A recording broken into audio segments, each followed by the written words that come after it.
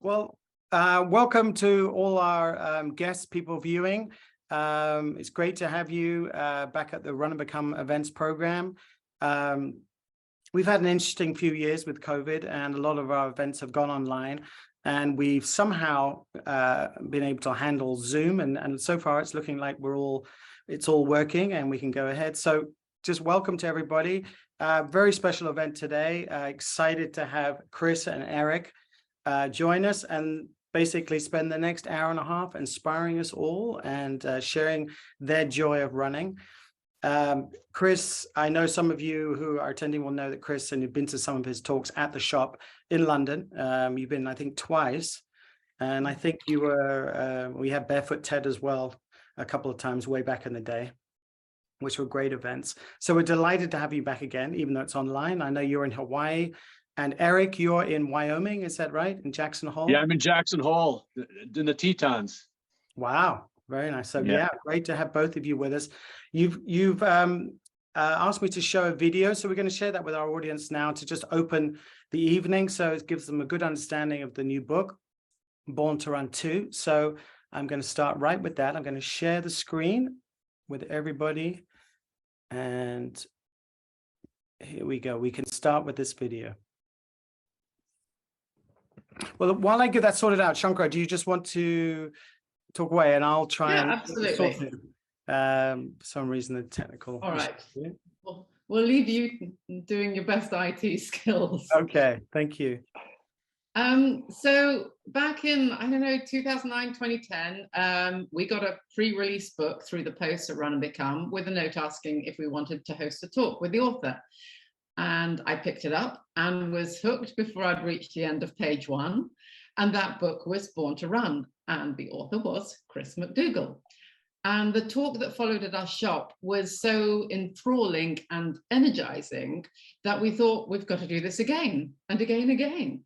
So our Run Better events actually started with that talk. And a decade plus later, we have now incorporated everything from inspiration talks to marathon training events to gyrokinesis courses and a whole lot more. Chris's subsequent books have been as rewarding, inspiring, illuminating as his first. And he's still the reason that I long to get a goat, but it's not so practical in a London home. If you want to understand why, you need to read Running with Sherman.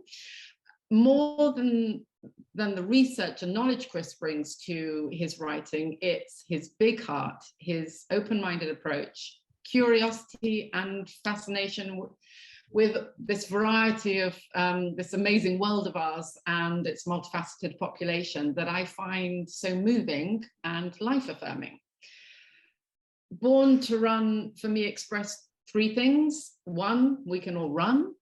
2, we don't do well, we don't run well when we get stuck in a rut. Each of us needs to seek out what inspires and works for us. And 3, simplicity is rewarding. You want to avoid repetitive injury, try chasing a ball around as you run and having fun whilst you're at it, like the Raramuru.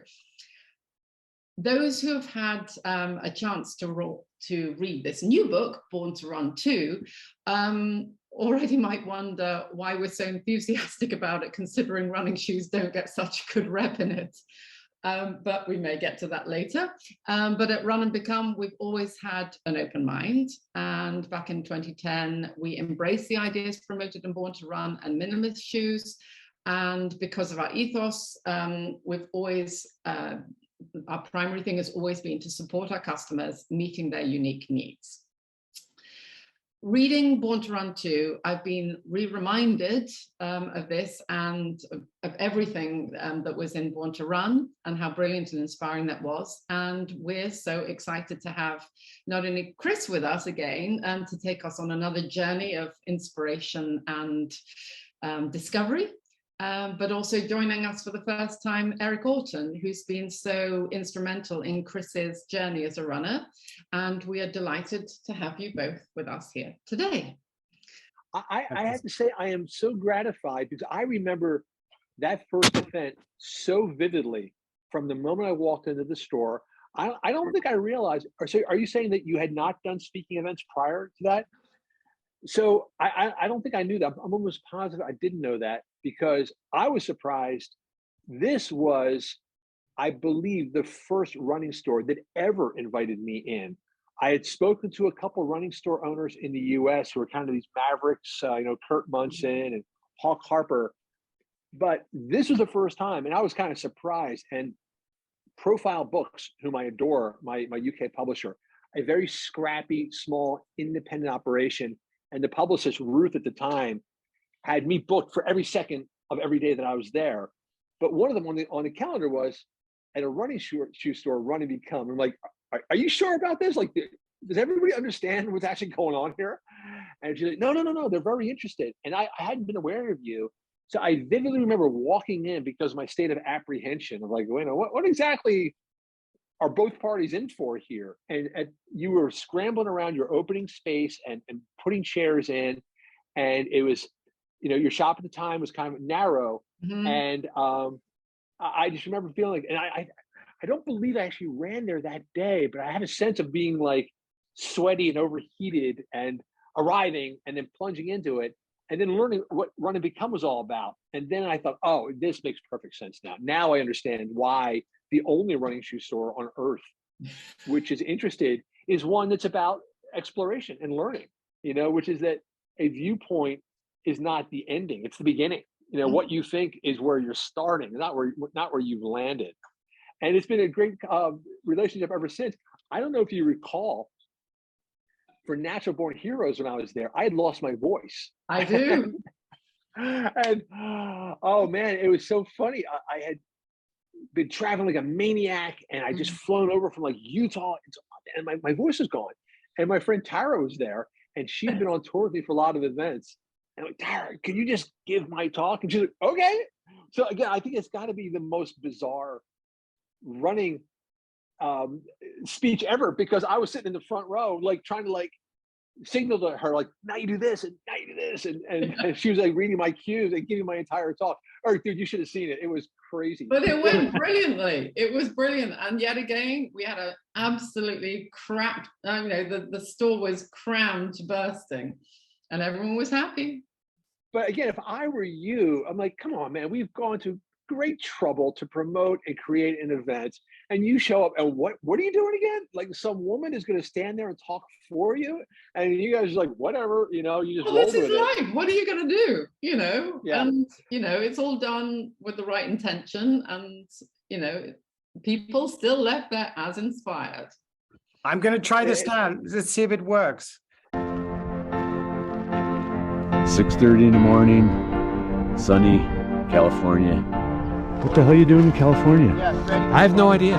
We are here for a weekend photo shoot for a new book.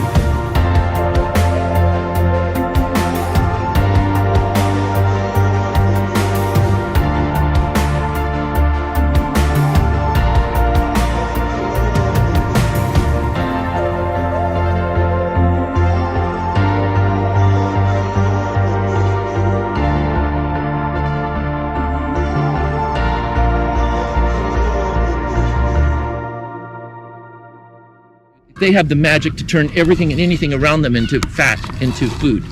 It's a superpower. Do you have it? Hey gang, look who I have here. Christopher McDougall. Chris, we're in California. Why are we in California? So we had this cool idea that should have been obvious earlier, which was that we had this Born to Run experience that was really inspiring. But what we didn't do was tell people, okay, now that you want to run, how exactly do you do it? And Eric and I have been getting these messages for years. There's thousands and thousands of messages like, what shoes should I wear? And how do I fix my plantar fasciitis? And what should I eat? How should I train? And we thought that's what we ought to do.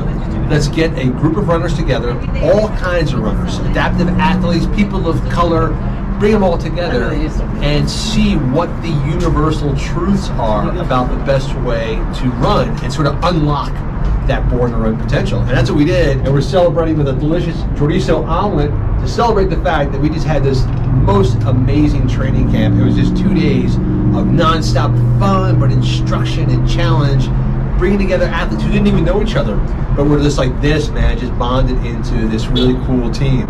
And so that's what we're going to do. The plan is to take this on the road and see how many people we can instruct and inspire.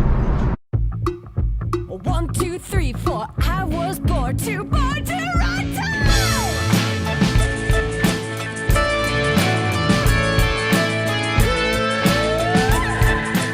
easy, light, smooth, fast.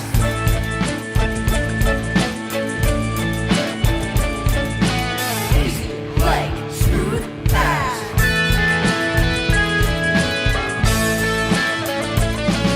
Caballo Blanco vanished down a canyon on a secret trail. After the memories, like smooth fast. They are people who haven't forgotten how to move in harmony with nature. Easy, like smooth fast. That everyone is built for running. If you can love running, you can love anything. I was born to run too. It's what we were made to do. I was born to run too. Oh, I'm gonna get weepy. Oh, that was such a. So, I have to For episode 2, explain Born to Run what with you Truth, a broadcast. what you were just witnessing there. That was the entire journey for us. I proposed Um, Born to Run. In this episode, I sit down with Coach Eric. There you go. Okay. Yeah. So that was it. That was from inception to execution, determination. What happened there was Eric and I had this idea about, I think it was like last August, September, like, hey, you know what we need to do? We really need to explain that now it's been 15 years since you and I have been working together. And a lot of the things which were just theory to me back in 2004, 2005, I've now been living it for 15 years. So things that I was not quite sure about, barefoot running, it was new to me. When I saw you in 2009, 2010, I was just still experimenting with this stuff. It seemed to work for me, but I couldn't stay for a certainty whether it had, long-lasting potential. But now it's been 15 years, and everything Eric had proposed to me, I can now say with confidence, it really seems to work. So we had this idea of like, we really need to do the book within the book. Born to Run 2 is everything that I had experienced during Born to Run, but wasn't willing to say because I wasn't sure if it was actually universal. But one thing that we were adamant about was that this book had to be full of really good full color photographs for 2 reasons. Number one was because movement does not translate very well to language. If you tell everyone, okay, everybody right now, touch your nose. Well, right hand or left hand, top or bottom, hold it there or just touch it and go away. You give a simple instruction, but it will be interpreted very differently by different ears. So we wanted great photographs to make the instruction foolproof. But secondly, we wanted to get the message across that running is not the blonde ponytail experience that we've seen so often in running magazines and marketing for so many years. It is a much more universal experience. And so we wanted to make sure this book fully represented what this activity is. And that's why I am just so in love with that cover photograph because it has everybody we could gather, as varied a crew as possible. So what we wanted to do, though, was we wanted to put together a photo shoot from the very beginning, because I didn't want to write the book and there's always like deadline pressure toward the end. You know, if the book's due January, well, you know, I actually ended up turning it in February. All of a sudden, we were not going to have the time to get the photographs we wanted. So we decided, let's front load it. Let's make sure we had the photos immediately. So that's why when Eric's saying, hey, what are we doing in California? Like, I'm like, I don't even know, because we don't even have a book yet, dude. We just had a conversation 2 weeks ago. And then I don't know gender non-binary runners personally. I don't know any adaptive runners personally who run with a prosthetic.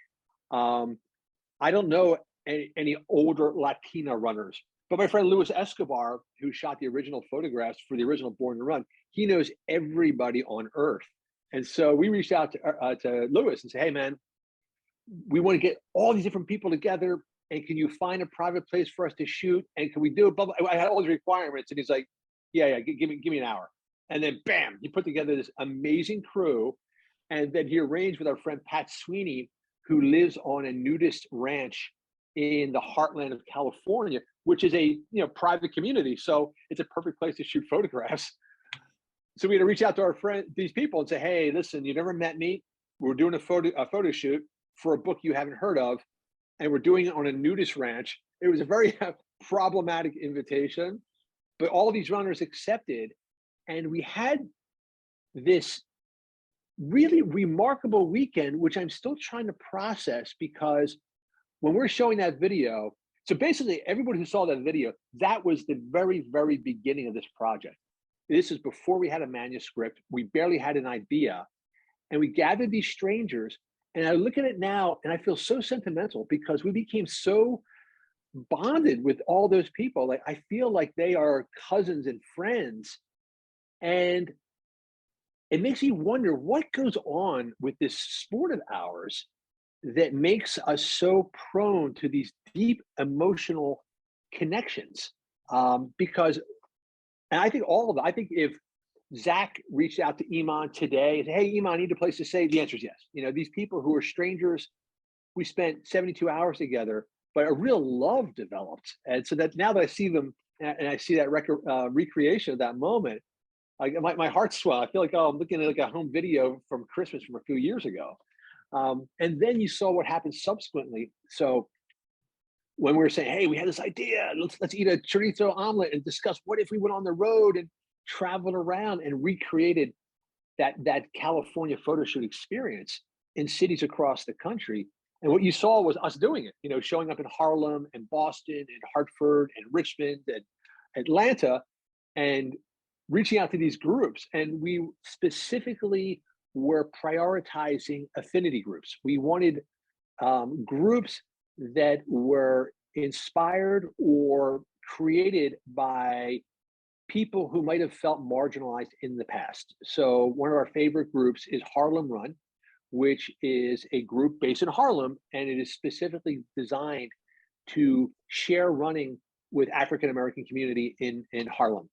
The Santa Mujeres is a Latina female running group in San Diego. People who may not have felt welcome or might have felt like maybe running is for other people, not for them. Those are groups we went to, and it was just so heartwarming to be welcomed as friends, but secondly, to see how excited and enthusiastic people were. Because we're throwing stuff at them like, hey, we're gonna run in place barefoot to the song Rock Lobster. People are like, why not? Let's go for it. And so watching that video, I'm just happy that Eric put it together to share with everyone who's viewing today, because you've now seen the entire process. When we got the idea and sampled it and then shared it, and this saw how excited people were. And I think it's terrific that we're also doing that now with Run and Become, because again, for me, you guys have been there from the very start. Like, you got the idea that if you educate and explore, even at risk of being wrong, that the result is going to be people are willing to go on that ride with you. Yeah, absolutely. Well, thank you, Chris, for just sharing a snapshot of that whole thing. Because funnily enough, my first question to you was going to be, this really is a blend of like a how-to guide, and your trademark great storytelling and enthusiasm, and what inspired the idea and what have you learned along the way. But you've just shared that. Thank you. Well, if I can add something to that, then because it was actually our UK publisher who signed on first. When we were floating this idea, I went to my US publisher, Knopf, and they're like, well, I don't know, it doesn't sound like how to, it's kind of not your thing. You like narrative, rich stories with lots of characters. And I'm like, no, this book is not that. I want to be very, very practical. And they're like, well, we're not sure. But meanwhile, we're in conversation with Profile Books and Souvenir Press in the UK. And they were on instantly, and they assigned this brilliant editor, Cindy Chan. And I told Cindy, there's gonna be almost no text at all. This is all about how to do this stuff. And I'm not gonna mess it up and clog the pipes with a bunch of stories. And she's like, maybe clog the pipes a little bit. And then, of course, I think she kind of knew, like, once this guy just starts typing, it's gonna be stories. And so what happened was, in my brain, this is all going to be Eric's very accessible, important how-to information on food, fitness, form. But then we meet someone like Karma Park. Karma Park is a trans athlete who has had a very long and difficult personal journey, but now has been running every single day for 8+ years. How do you not tell that story? Yeah. And so, and the fact that she became friends with none other than Barefoot Ted, showing that weird little like candle inside of his heart, where he's the craziest dude, but you can overlook the fact that Ted is really about other people. As much as he is like a showman, look at me, he can identify the person in the crowd that needs a little bit of Ted love, and he zeroes in. So the fact that Karma and Ted became friends is both surprising and unsurprising. And so it was because of the encouragement of Cindy at Profile that I was able to give a little bit of oxygen to these stories. Well, I think if who reads a manual? I mean, they pretty much get left on the side. If you've just done a house tour, do this, step 1, 2, 3, 4, 5, but yes, the photographs are amazing. I can't believe that those photographs were taken before you wrote the book, because it really seemed like you knew all these people in depth. I thought, oh, you guys must have been running for years together. And you've got those stories that then encapsulate the reason why you should do this and why you should take these steps. But I think it's also, what I love about this book is it's telling you how you can run like this. And it's showing you all the steps, but those stories and the anecdotes, for me, reaffirm, don't just do one of these steps. You've got to follow the whole program. If you take one bit out of it, it's, that's not going to work. You've got to be engaged with the whole thing, and seeing how some people are living their running lives doing this, I think really, really helps to sort of show us how we can do it. Well, I'm just sort of curious. So there has to be a very Sri Chinmoy philosophy, correct? That running is not just the thing you do for 45 minutes because you ate too much at lunch, right? Can you speak to that a little bit? That's what Sri Chinmoy always said. Sorry, go ahead. It's a form of or can be a form of self-transcendence. It's the purest sport. It's the way you can challenge it. You can have all the camaraderie in the world. Even in a competition, especially the longer, the more, you need the help of the person next to you. You're not going, I'm going to beat you. I mean, you're still thinking that you want to beat them, but you need their strength, joined with your own. And it really challenges you to find out what you're, to dig deep within, really dig in your heart, pull out that heart strength that, and manifest that through your body. It's funny. I'm just learning things myself, because I guess transcendence really means this word unfortunately has been misused, but it really means rebirth, correct? I mean, it means leaving off of a previous self. And so correct me if I'm wrong, but really what you experience, particularly with something like a 30-day running challenge or something extreme, is that you're going to go through the entire stage, the physical stages of birth, of complete weakness and dependence and relying on other people for nutrition and sustenance, growing strength, self-doubts, self-confidence. Again, this is actually just dawning on me for the first time. The word transcendence is not one that we, at least I personally, look at carefully and think about it, because it's actually entered the jargon. But when you think about it, actually really means something physical, that you are physically changing in a way, not just, oh, I'm getting in better shape. That's fitness. That's not transcendence. Transcendence is I'm being completely changed. And in a way, I think you're completely right, that's what Eric stressed on me from the beginning. Running is not this tiny little thing that you check off as part of your daily chore list. If you're going to do it properly, you're changing everything. You're examining what you're putting on your feet, what you're putting in your mouth, when you're going to bed, how your body feels, what you're doing with the rest of your life. Am I doing it in isolation or am I doing it in community? So I agree with you. I think there's a very strong connection in terms of making it a part of your entire life. But let me step back a little bit, because Eric's the mastermind of this whole thing, and he'll probably see way more connections than I do. I love this. My mind's like exploding right now. Yeah. I think back to when you and I first started, and we did it a little opposite of what we talk about in Born to Run 2, is that I distinctly remember saying, hey, let's just focus on the day-to-day running and things will fall into place, meaning your food choices fall into place. And I remember you saying how surprised you were that once you got into the discipline of the training, that gave you maybe the confidence, or whatever word you want to put into it, to make better food choices. And we put it in Born to Run 2, food as first, because I think if you go through that challenge, that can give you confidence in other areas. So, and I, with this whole transcendental talk, I think that's how this whole book was written. It's almost kind of a mini transformation of how we went about it. Yeah.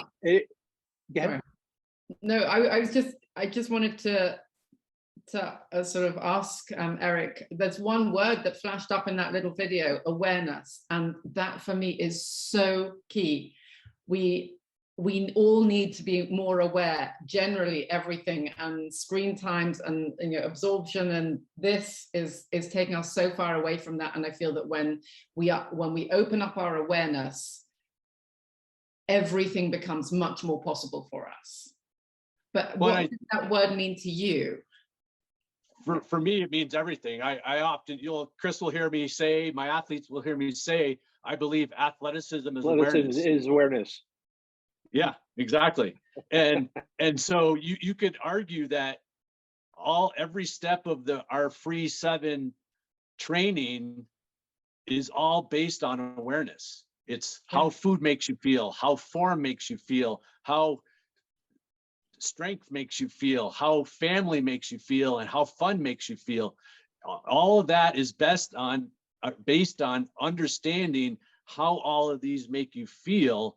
That really is the holy grail from my perspective, from a coaching standpoint, and creating a better runner, a better human being, and whatever else you want to throw into that bucket.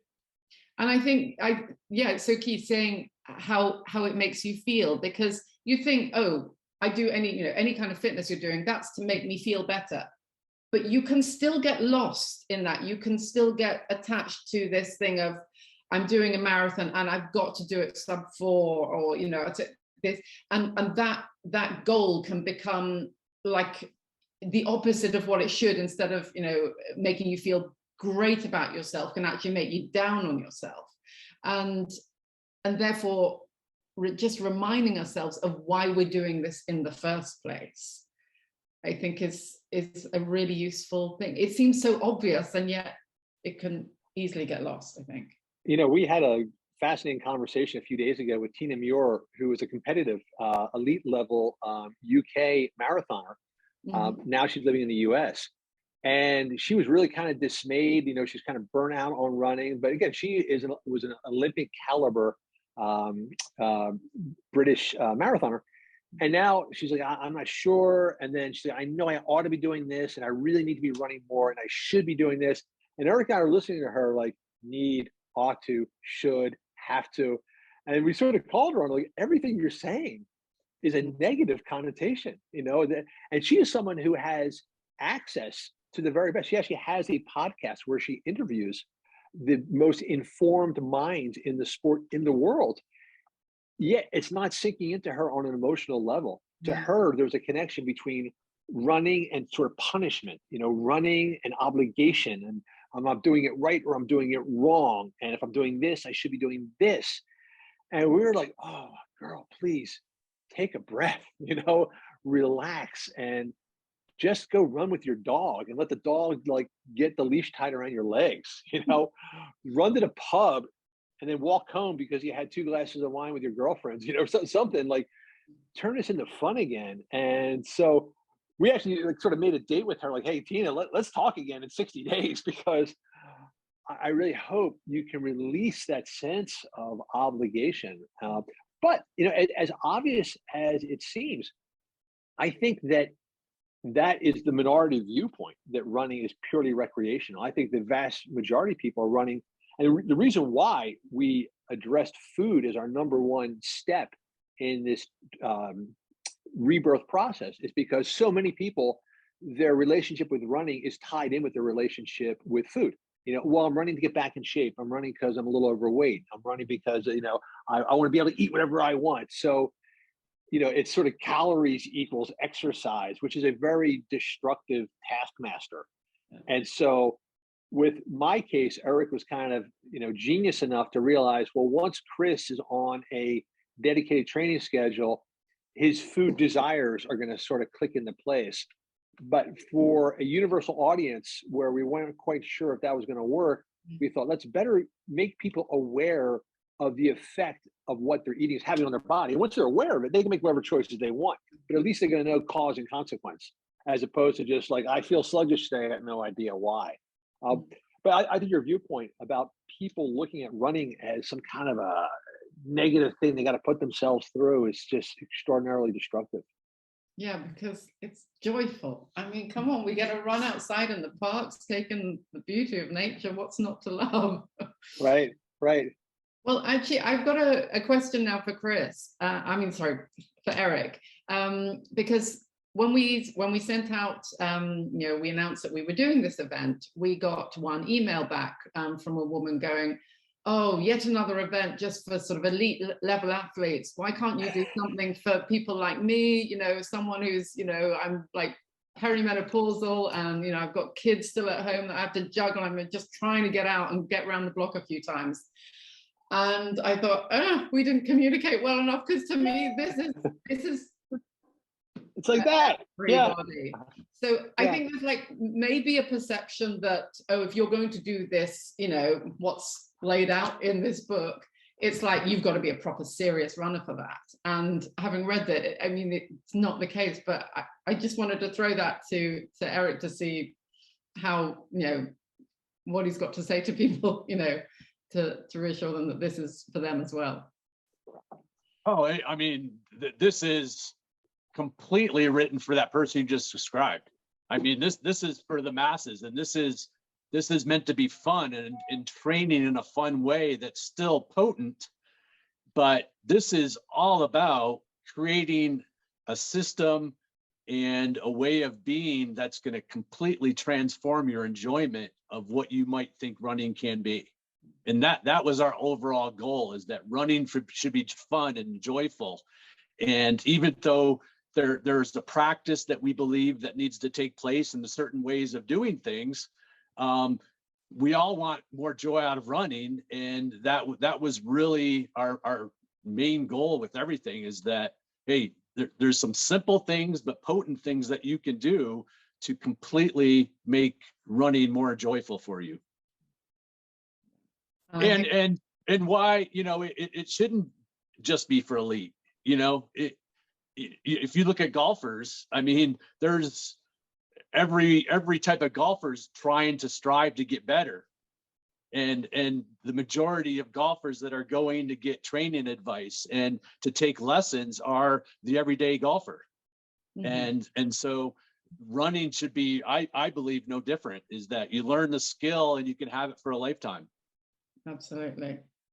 You know, if I can add something to that. So in that video, whenever you saw a big, plodding, heavy-set runner at the back of the pack, that's always me. You know, and people, it's funny. We'll announce an event like, "Hey, we're going to do this running event," and people start to apologize in advance. "Oh, I'm not sure. You know, I'm not good enough. I won't be able to keep up with you." And I'm like, "Trust me, you won't be able to keep up with me. You are never in danger of running any slower than I am." But that's fine. I mean, that was the thing that Eric got through my head. So we've had this conversation where Eric had said to me early on, from the very beginning, he said, "Hey, if I had a magic wand and I could turn you into any kind of runner you wanted, like, what would it be?" And when you hear a question like that, at first you're like, "Oh yeah, I want to, you know, win the Olympics. I want to qualify for the Boston Marathon." And then you realize, really? Like, that's what I'm going to use my magic wand wish on? Because I'm really not going to ever, medal at the Olympics. What do you? So if someone gives you that wish right now, "Hey, I can give you anything you want in the world," it's a head scratcher. Like, what exactly do I want in the world? Is it me or is it the universe? And so when someone asks you that question, what kind of a runner do you want to be? You very quickly cycle through the ego, achievements of like, well, I want to be faster. I want to win. I want to be fast. Then you think, actually, what I really want is, I want to just be able to enjoy it. Like, I really don't care if I win a medal if I can't enjoy it every day. Like, what's the good of it if it's not fun? And so I think I said to him, "Dude, all I want to do is be able to walk out the door and run anywhere I want, whenever I feel like it, as far as I want to. Like, that's my goal." And Eric's like, "That we can work with." And that's why we decided to write this book, because 15 years later, I can walk out the door. I won't be the fastest. I won't be the best looking, but I'll have a good time. You know, I'll go out there and I'll run 5, 10, 15 miles, whatever. I will finish feeling as good at the end as I did at the beginning. I probably would have talked to 15 different people. And that's really what this book's all about, to get that sense of personal joy, not speed. Speed will come. If you enjoy it, you'll get faster, but it's really about enjoying it first. Yeah, that's. Can I get the closing statement on this one? Chris is sick of me saying this, but this goes back to the person who posed this question. One of your listeners, hopefully, is that Chris towed that line in the Copper Canyon knowing he was going to come in last, and he came in last. Okay, but here's a guy who came in last, who didn't think he could do it, wondered if he could do it, and inspired millions of people to run. So many people saw themselves in Chris. So I would reach out to that person who posed this question and say, by you learning to become a better runner, whether you're elite or not, think about the people that you can inspire in your own little circle to maybe get out and run. Yeah, well, that is, interestingly, that's a key thing that Sri Chinmoy always said. He said, when you go out running, you have no idea how you're inspiring somebody else, and how you never know where that ripple might end. Yep. And I mean, that was another key thing that I took from this book, that I love the focus on community and family.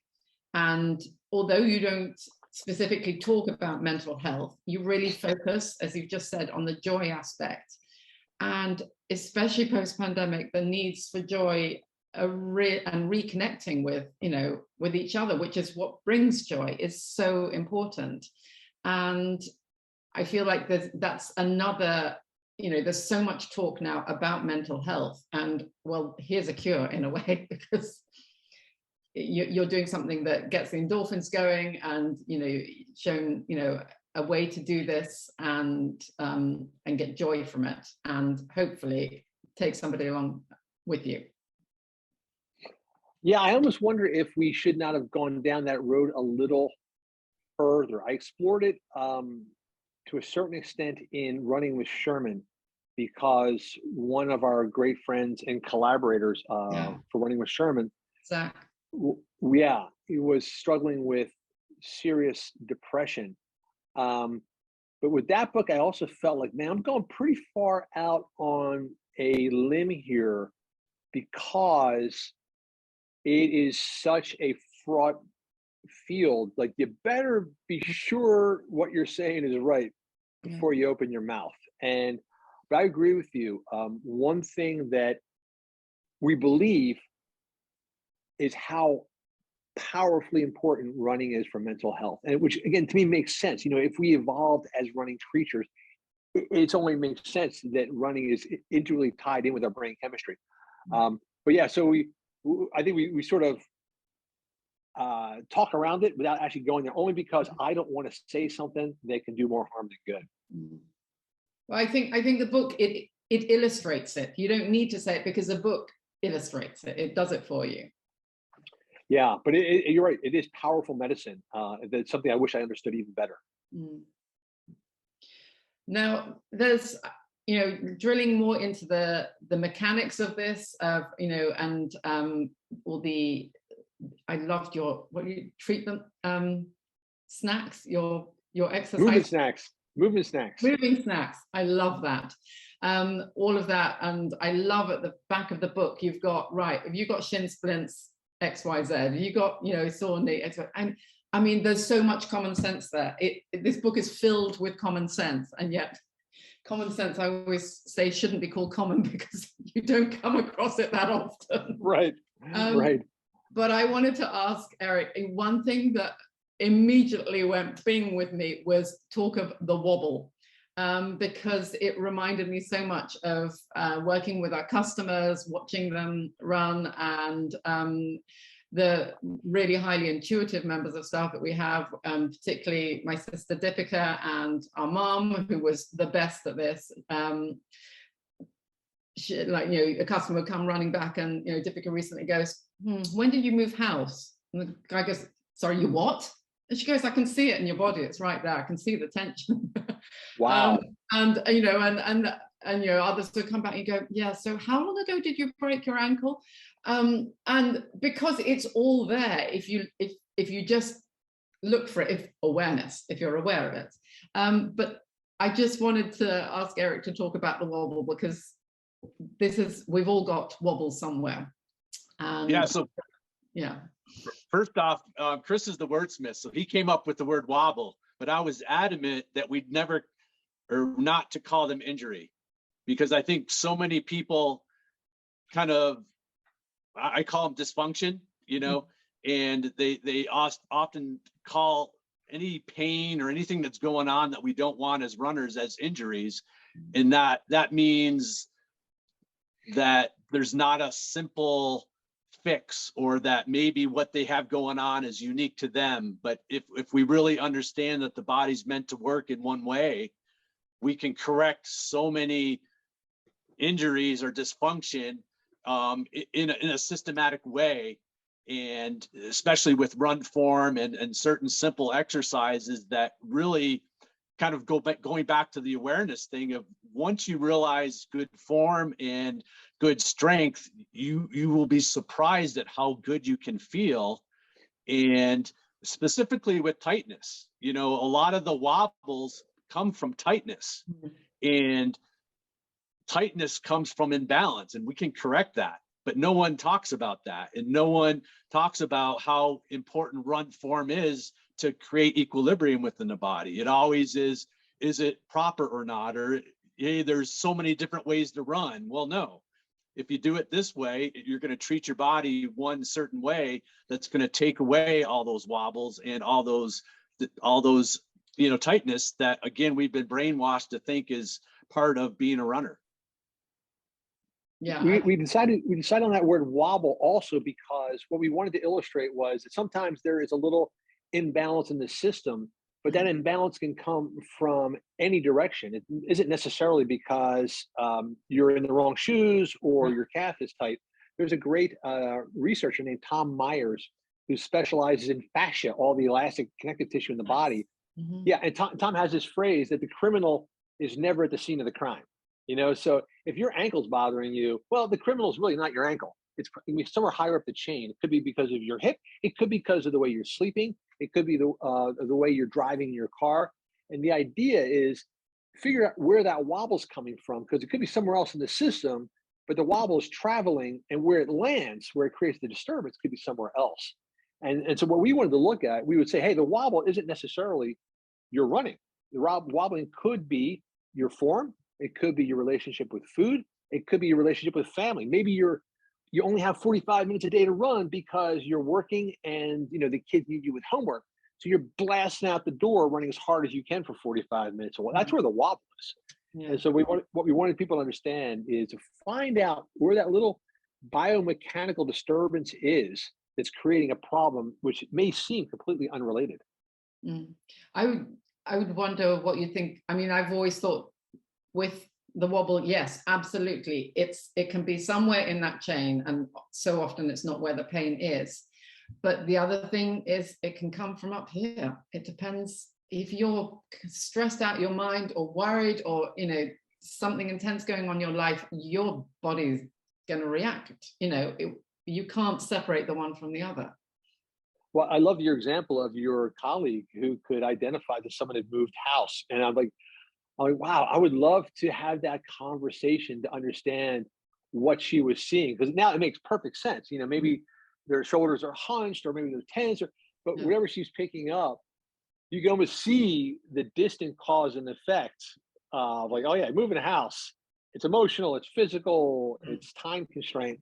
And the fact that she can make that connection to what's actually happening with running form, like that's a conversation I would love to hear sometime. Well, she has, it's my sister, she has incredible instinct, which she inherited from our mother. Sadly, I didn't get quite as much of it, but...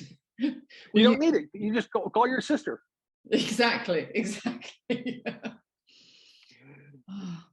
Well, is there anything else you particularly want to share with us now, or shall we open it up to our audience and take some questions? I think the only thing is that you made a point early on, Eric's belief that running is holistic, and don't just think, oh, okay, I got an ankle injury, I'm only going to do this. Our belief is that you need to understand that every aspect of your life will contribute or detract from your enjoyment of this activity. And likewise, this activity can influence every other aspect of your life. And so we really encourage people. We talk about the free 7, form, fitness, fun, family, food, focus. I think I got as far as 6. But footwear. Look at every one of them. And what was that, Eric? Footwear. Yeah. Look at all of those and really evaluate them. And so don't, I think most people look at I'm just looking, I got a nail, I need a hammer, Now, you need more than that. You need a whole design for this structure. Yeah, totally agree. Thank you. So David, what do you think? Have we got questions coming in? Yes. We can invite our audience. Please send your questions in on the chat or on the Q&A. And yeah, please just ask anything and I can go through them in order.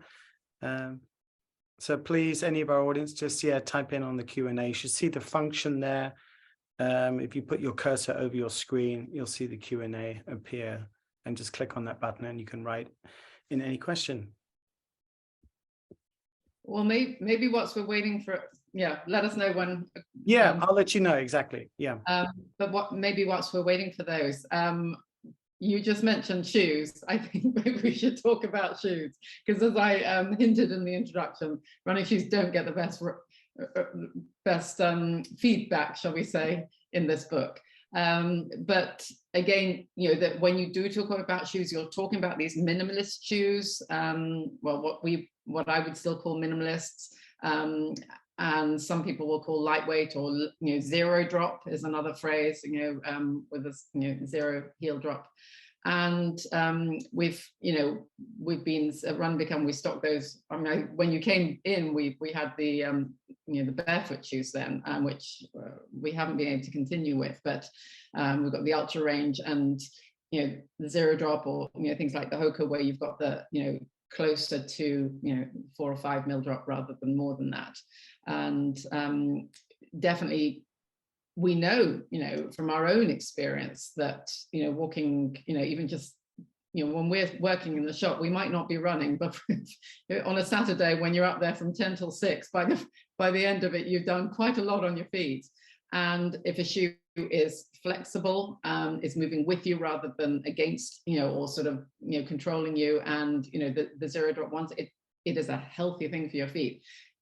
It's not something we're selling to every customer, because we take everyone as they come to us, and we find the best thing to suit what they want and what they've got time for, and what they've got the approach, mentally and emotionally to deal with. And, everyone is not going to do an entire program of as in sort of as you've got in your book. And some people are just like, no, I need a shoe. I'm going out for 30 minutes, or I'm doing this and I'm coming back, and I want to be as protected as possible. And that's, everyone is that individual. But, do you want to say some more about, the shoe side, on that, on the approach that you guys have? I love the fact that in this book, you see reflected a lot of disagreement, that Eric and I don't always see eye to eye. And then often I don't see eye to eye with Eric and lots of other people. And I like the fact that we reflect that in the book, like that whole footwear chapter. I said, like, hey, listen, I think we should be recommending the zero shoes. I feel that, but everybody else says that I'm wrong, so I'll just defer, But I figure I'm going to actually put that into print, that I'm not 100% sure that I'm right. I'm pretty sure, but I'm not 100% sure. And so I think I would imagine that your viewpoint probably corresponds pretty closely with our friend Nathan Lehman at the Ultra Running Company, who says something very similar. Like, I'm going to meet runners where they're at. I'm not going to be evangelical, like, no, you must wear the Luna, because his goal is, I want people to go out the door and enjoy running. I'm not going to say, if you don't do this, you're wrong. He's like, if you do it, you're right. And so, but I am more of a foamy mouth, preacher about it, because I feel like I've come from the other side. I'm someone who had horrible form, was often injured, and sort of found like salvation. When Eric changed my form, it really was that like sunrise through the clouds. Like, oh, no one ever told me this before. And for me personally, it changed everything. And so I'm very emotional about it. Like, and also I feel like that I'm that alcoholic who's like just one drink away from totally going back off the wagon. Like, if I'm in a cushioned shoe, I am going to lapse. It actually happened to me. I was running in a cushioned shoe thinking I had perfect form, not realizing that I had strayed. And it took, Lee Saxby to say, no, dude, your form is crap, man. You think you're running right, but you're not. And you don't know the difference because you can't feel it. So, Eric, I'll toss it to you, but we had a very spirited debate, because we thought in this book, we can't like pussyfoot around and tell people, well, you should be a different shoe, but we're not going to tell you which one. Like, let's just put our money where our mouth is. Let's pick a shoe and recommend it. Again, I was all about the zeros. Everyone else told me I was wrong. And Eric, I think, wisely followed the recommendation basically you had, which is to find something that's going to be a safe transitional shoe without going too far. What do you think, Eric? Yeah, a lot to unpack here. From a coaching and athletic standpoint, I've always trained my athletes barefoot in a strength environment. And so I've, through 30 years or so, I've seen how effective training the feet can be for moving better, for activating muscles better. And with that, how important form is, and how important understanding how to strike the ground is, and our relationship with the ground is, for, again, athleticism, and again, taking away the tug and pull of our muscles. Is that how we use our feet directly relate to how well or how poorly we activate our muscles. Yeah. So with that, the closer we are to the ground, the better and the more effectively we use our feet as our structural and stability foundation as runners, the better off we're going to be. So if we understand that, we can then know that, hey, training our feet is going to be really beneficial. Running barefoot and doing exercises is going to be really beneficial. Running in place barefoot to understand form is going to be beneficial. And then through time, you can then pick and choose the proper shoe based on your style of running. Yeah. Again, knowing that the higher we get away from the ground, the less and less we're going to use our feet well. And if we understand that, maybe we have a long-term goal of getting to more and more of a minimal environment for a majority of our runs. Mm. And that's my personal goal. I live in the Tetons. I run on technical mountain terrain, and I need to find protection for those days. On other days, I'm going as minimal as possible. And so it's never just one or the other for me. It's this whole philosophy of awareness that I employ with myself and my athletes.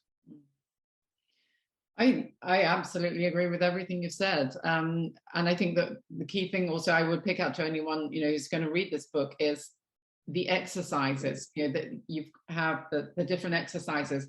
That's so often what you'll see is people they'll go and, especially with the minimalist craze, of a decade ago, they came out, oh yeah, I want these, I'm really excited. And we were going, yeah, you are going to do more than just put these on and go out the door, right? You are going to train your body a bit for this. And, we would do regular training, we had regular talks, like teaching people how to transition and exercises to do. And so often it's the exercises that get sort of like, oh, I'm just going to go out running, but I thought those are so important, especially, and that connects back to the wobble as well. Doing what you've laid out, they're so simple, but my God, they'll work. And that's a very, very important step, I feel, from just, I've only read the book, you guys have lived it.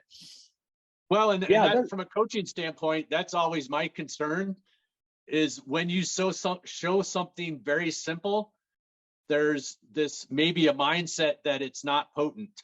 Oh. And that's so far from the truth, is that most times the most simple is what we need to be doing and the most potent thing that we need to be doing. Yeah, absolutely. And also, I wanted to make sure that these were practical things that people were actually going to do. It's one thing to prescribe. I see a lot of times when people say, when they have advice books, they always say, well, start keeping a daily journal. I'm like, nobody's going to keep a daily journal. Like, that's never going to happen. Nobody does the journal thing. And so whenever I see advice that recommends that, I'm like, you know what? They're just filling the space here with recommending something for the sake of recommending. I wanted, if we're going to say it's an exercise, I wanted it to be something that people are going to be able to figure out, and it's not going to be intrusive to the point of like they're going to give it up. Mm. And so a little thing that Eric has, which is just balancing on your forefoot, is an easy thing, right? It's so easy. If you're waiting for a bus, if you're waiting for your coffee to make, if you're in line at a restaurant, just balance on one foot a little bit and wobble around. And in a matter of 30 seconds, you've now done this exercise. So it's super effective. Yeah. It is impossible to mess up, and you can access it anytime, anywhere. And hello, balance, especially, I'm more midlife now. As you get older, you realize just how important that thing is. If you still want to be walking without a stick at 80, do some balance exercises. Yeah. That's why. So again, the reason this partnership with Eric and I has worked out so well is that I have enough attention deficiency that I'll push back. If it's too complicated, I'll just tell, I ain't doing this, dude. You got to come up with something easier, And he's ingenious enough to figure out, okay, I'm dealing with basically a zoo animal here. I got to figure something out that this gorilla will actually do without throwing bananas at me. And so that back and forth, I become his crash test dummy. Like, if it works for me, it's going to work for anybody. So we have one question from Gavin. Gavin says, do you think heart rate monitors are useful, or better just to run how you feel? We had this exact conversation a lot. So Gavin, you really zeroed in. Other than footwear, heart rate monitors was probably the most intensive and spirited conversation we had. So Eric, tell Gavin how we sort of came down on that. I'll answer that first. So we want it goes back to how we opened this whole talk of that awareness and the feel. And we wanted to eventually have people be able to feel. We call them gears in the book, or training zones. We have 8 training zones or 8 gears, and we wanted people to really have the awareness of what it feels like to be in these certain zones, rather than always be a slave to the watch. And again, it's just kind of going back to that awareness thing of how impactful that can be. On the flip side, to directly answer the question, I use heart rate for my athletes, but I'm becoming increasingly frustrated with technology and how inaccurate they are anymore. So I am getting much further away from relying on heart rate than I used to be, say, 10 years ago, just because they're, a $600 watch isn't really working very well. And the thing about it is, Gavin, that yes, heart rate monitors are fantastically useful if you're actually using them. And so when Eric was training me to teach me training zones, he would have me using a heart rate monitor. But I couldn't see the numbers so well on my watch. I always got the buttons screwed up. I was constantly pushing the goddamn wrong button. And where's the chest strap? Where did I leave it? And so the thing about it is, if you're going to figure out your watch, which even those polar watches, which are really simple, I could never figure them out. I could never get the damn thing to do what I wanted it to do. And so that was the thing about it was, dude, we have to come up with something else, because this is an obstacle that I think is a repellent. We want people to understand the gears, but if they got to rely on this thing that they don't like, it doesn't work so well, then it's useless. That's why we came up with these physically detectable signals that were someone. So, and that's where, again, one thing we were also really clear about was what really gets Eric and I interested is if some training mode has a very, very long pedigree. If you're seeing it again and again and again throughout history. So if you look at like the Barefoot Ted's Huaraches, those simple sandals, okay, well, Barefoot Ted uses them, the Tarahumara uses them, the Centurions use them, the ancient Greeks use them. There's something about this simple shoe design which has made it relevant for thousands of years. And likewise with heart rate zones. The Roman centurions had call and response. They used a conversational system which built in awareness of speed and pace by registering how able you are to actually talk. And so what we decided to do is, rather than using the heart rate monitors, let's see if we can come up with a physical body awareness system that's just as effective. I think that also nicely ties in with what you were saying before about awareness, but also the should we say the guilt side of ought to, should be, because if you're actually going to listen to your, and be aware and can switch off from the you should be doing, I should be doing, you can feel all this stuff anyway. But I've had runs where I've gone out and come back and I'm beating myself out going, God, I was being lazy. I was running slow. And then I look at my heart rate and go, oh, well, maybe I was running slow, but my heart rate was up. So my body's struggling right now. And had I just been listening to that rather than set on, but I'm going to do this on my run.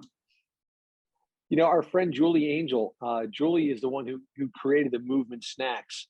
And Julie has one of the phrases that bothers her the most is when people say, listen to your body. She's like, your body is speaking a completely different language. You and your body can talk, but your body is speaking Urdu and you're speaking English, and you guys are not communicating, because she makes this brilliant point that we still have Stone Age bodies. The bodies that we're carrying around evolved a very long time ago and have not changed very much.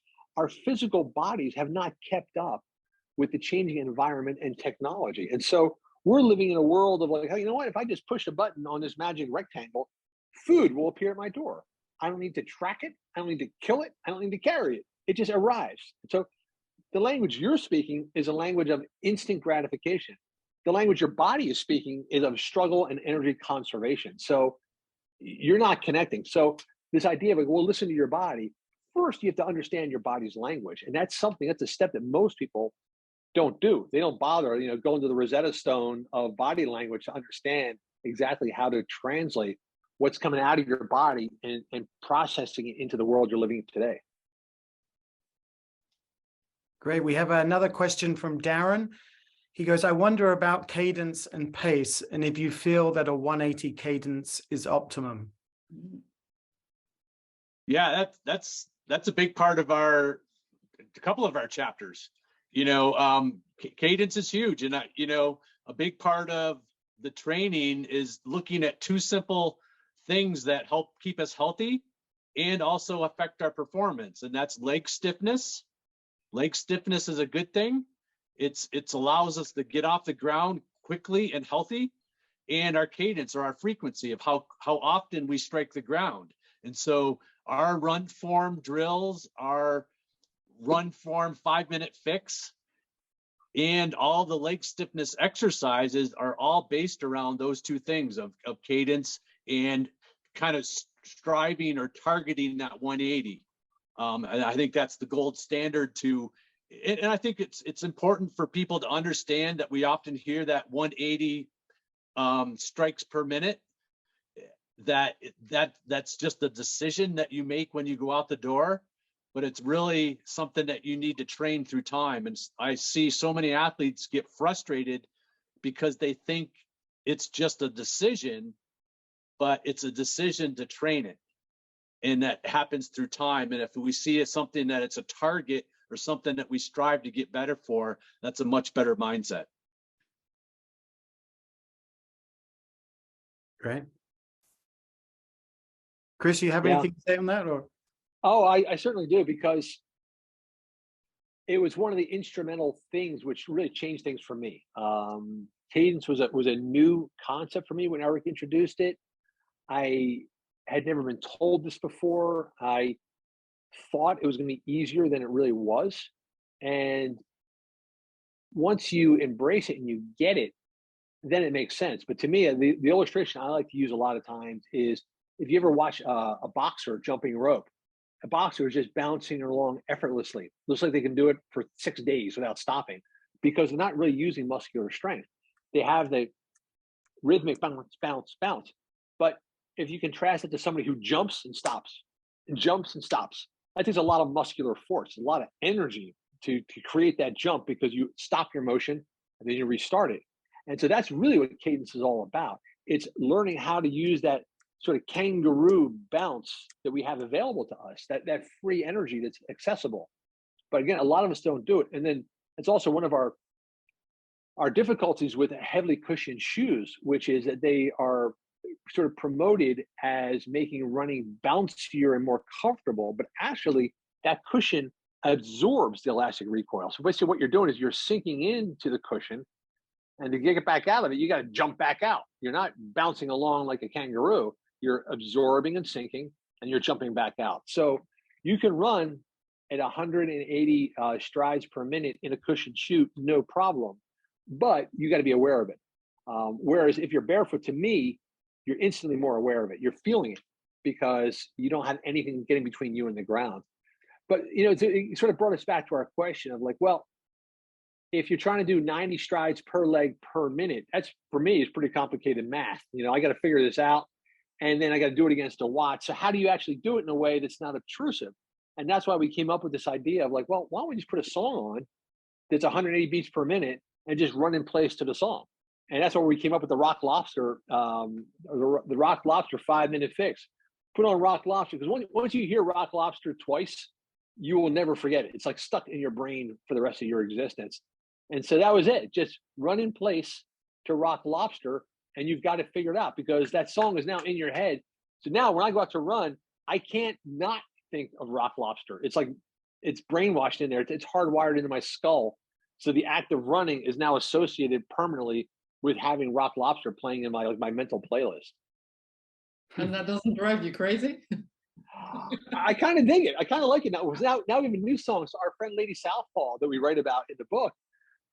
What I love is, we had this debate. So this is like another practical question. Like, I don't like to have earbuds in when I run. I know a lot of people like to listen to podcasts, listen to music. That to me is horrible. But then at the same time, I'm like, well, maybe I'm wrong. Maybe I'm just missing something here. So we decided, let's just outsource the question and put it out there. So the Red Hot Chili Peppers, Flea, he's against music.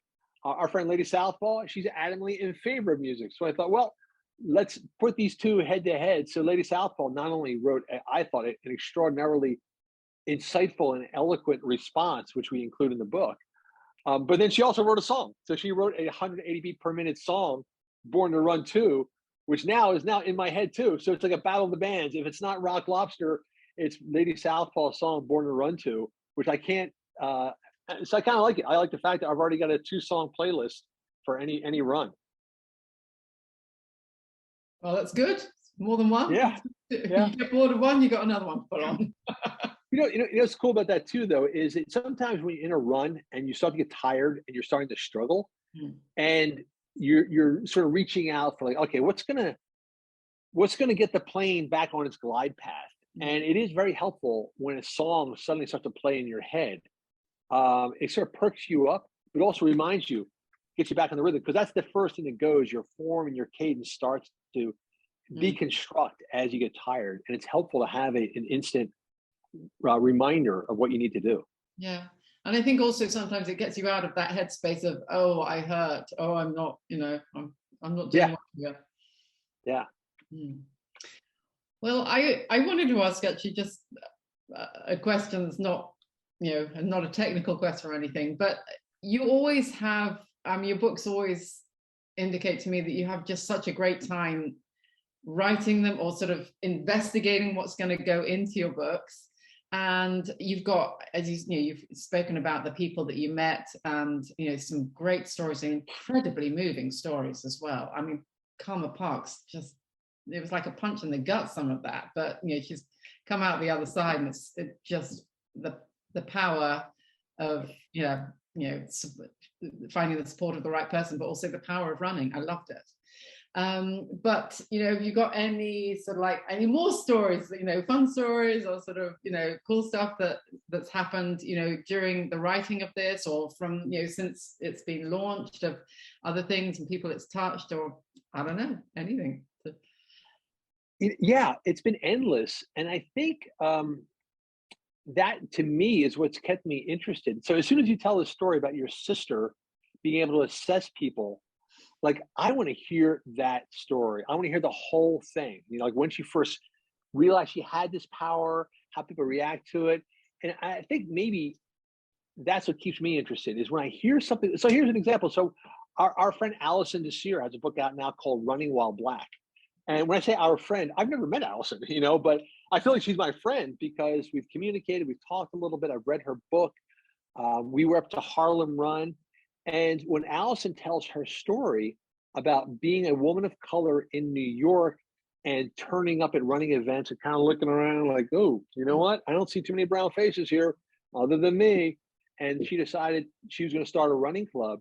And she tells the story of showing up and decided, okay, I'm going to do Harlem Run every Monday night.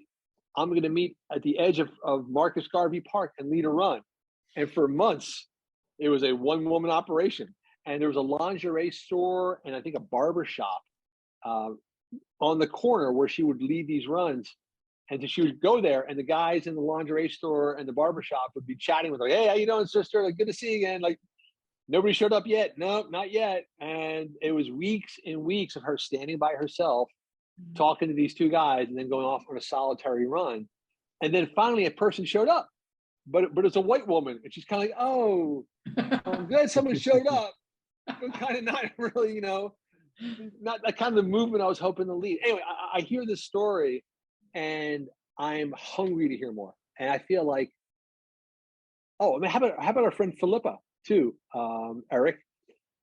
Yep. So we were at the Harlem Run and this woman's telling her story and I'm riveted. So I think the thing about it is that so many people have had profoundly transformational experiences where it has literally changed everything about their lives because of this sport.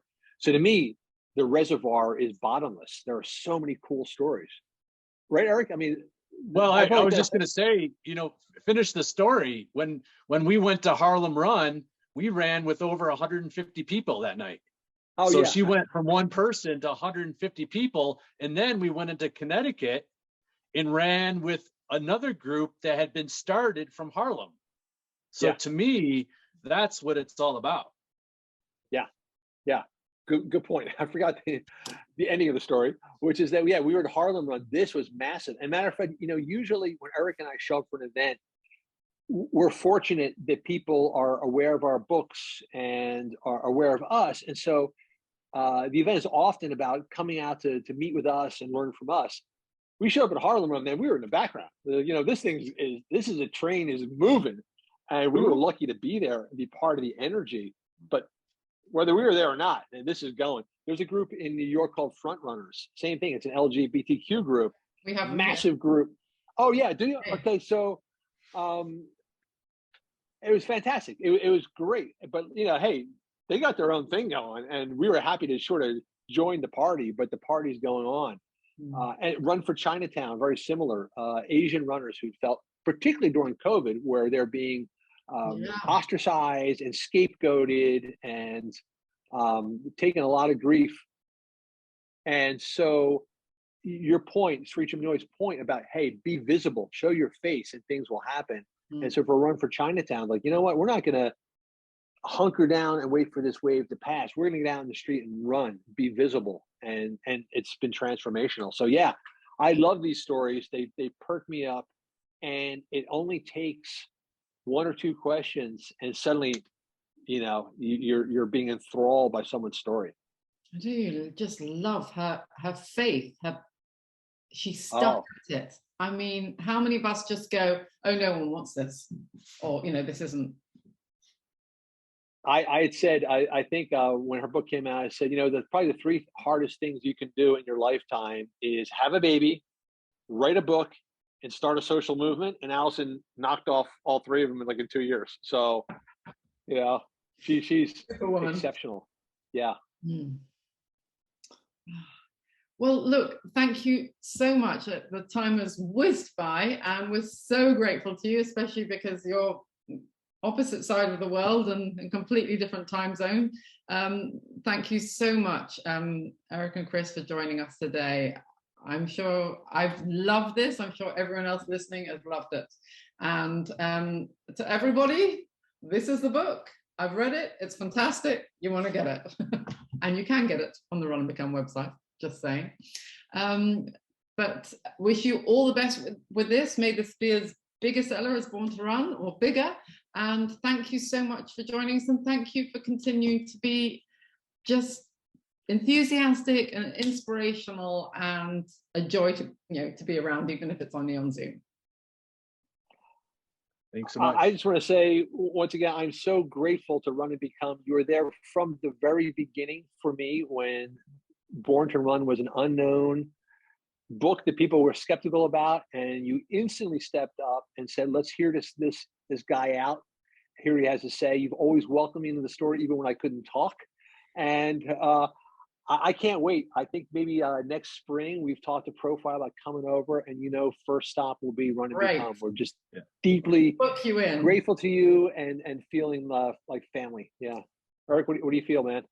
Yeah, I was just gonna say I look forward to the time where I can get over there with Chris and meet you guys and meet everybody and go for a run. Fantastic. Yeah, we'll make it happen. Awesome. All right, look forward to it. Thank you. Thanks, Chris. Thanks, Eric. Thank you. Thanks so much, everybody. Thank you. See ya. All right. See you in the spring. Yeah. Great. Bye. Okay. Bye.